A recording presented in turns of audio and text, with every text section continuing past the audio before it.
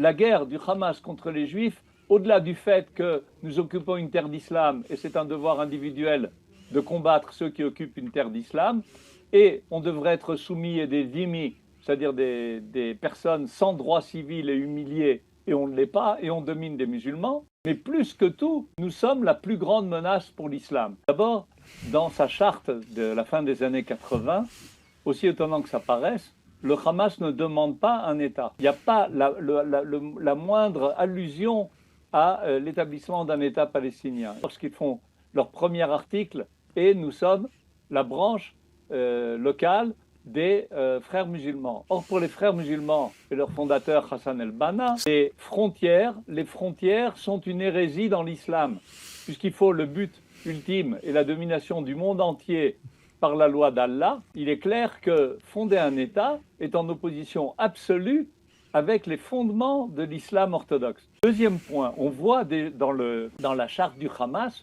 une visée eschatologique de tuer tous les juifs. Et là-bas, il explique clairement que depuis le début de l'islam, depuis sa naissance, l'ennemi véritable de l'islam, ce sont les juifs, qui ont toujours été des menteurs et qui ont travaillé à semer le doute dans le cœur des musulmans en attaquant la foi de l'islam. Ça, c'est le problème de fond.